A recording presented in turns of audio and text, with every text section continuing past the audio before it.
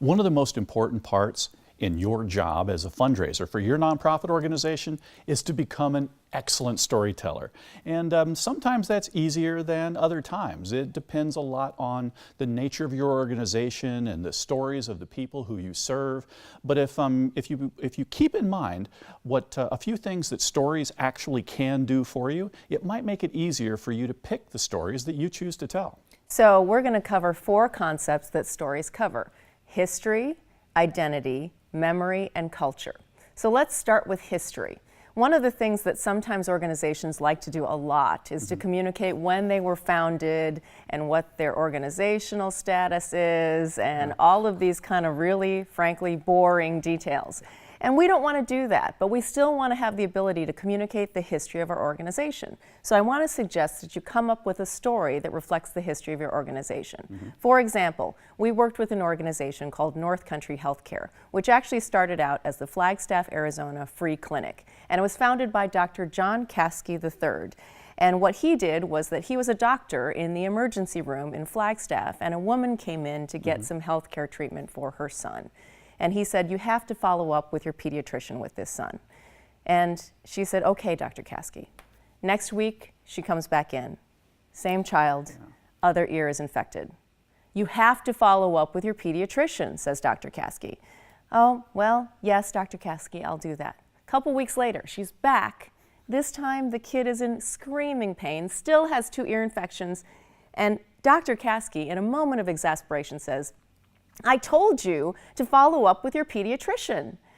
To which she answers with equal levels of frustration, "Well, I would, Dr. Caskey, but I can't find a doctor who will take me." And that was the moment when Dr. Caskey realized there were people who could not get basic care in our community.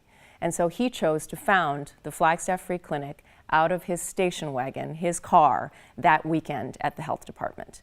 So those are the types of stories that you can tell that really get at the heart of how you have the history of your organization that you do, without saying, here's when the organization was founded. Another thing that stories can do for you is they can help establish the identity of your organization.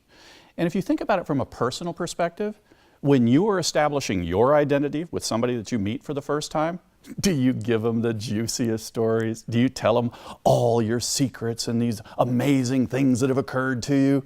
Of course you don't. You tell them safe stories until you start to form a relationship with them. And the identity that they have with you, that person who has met you for the first time, is going to be very different from the person who's known you for a little while, who might have known you for years, because the stories that you've shared have established a very different identity. When my children were younger, I was a single dad. It was my responsibility to look after my children when I was home in our community, but I also traveled a great deal, and when I was on the road, they stayed with their mother, which I thought was a great deal, the best opportunity to spend time with both of us under the circumstances. But if you met me at home, if you met me when I am Mr. Mom looking after my kids as a single dad, the stories that you heard were about me being a Cub Scout leader and about me being a member of the PTA, the Parent Teachers Association, or participating in their hockey games or soccer games or whatever they might be. But when I was on the road working for the company that I served, I was a salesman. It was my job to take business people out and show them a good time. So you'd hear stories about me. I'd be in a tuxedo holding a martini, which were very different stories than if you saw me in my Cub Scout uniform with my little scout. When you tell the stories that establish the identity of your nonprofit, keep in mind that you want to be purposeful about the identity that you create.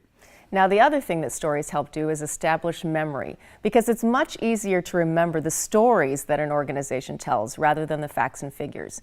I used to work for an organization called Lowell Observatory, where they discovered Pluto, which is still a planet. Yes, it is. I think, personally. But anyway, they discovered Pluto there, and they have a lot of different facts and figures that are involved in Lowell Observatory. And sometimes it can be really difficult to remember all those things. But if you can tell stories, and you can help create and craft something that helps it make it easier to remember these stories, that is a much more effective way. So for instance, one of the things that happens at Lowell Observatory is they used to have the Near-Earth Object Search, looking for asteroids and comets that potentially could collide with the Earth and frankly, destroy us all. That would be a bad thing. That would be a bad thing. And one of the stories that Bob Millis used to say, who's the director emeritus of Lowell Observatory, he used to say, you know, there is a higher probability of getting killed by an asteroid or comet hitting the Earth than getting killed in a plane crash.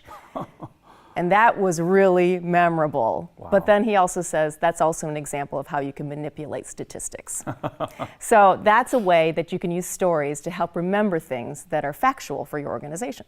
Well, and the fourth thing that stories can do for you is it helps create the culture of your organization. Think about that. What is the culture of your nonprofit organization? Are you conscious of what that is? Can you tell looking around? Because I will propose to you that people that may not be a part of your organization, they know what your culture is. Think about it from the perspective of walking into a business or some office or something, and you see people interacting, and you're walking in, and all of a sudden you're like, oh my God, these people hate each other in here. That's because they don't have a very good culture. So the stories that you tell, what culture are you creating? Be conscious of how the stories that you share create the culture for your organization, both externally with your donors or financial supporters, but also internally with your team. So it's important that you think about these four elements that stories can help you succeed at. You have the ability to share history.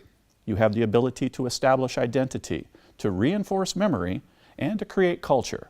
So be conscious of the stories you tell and how it does these four things for you in the storytelling process.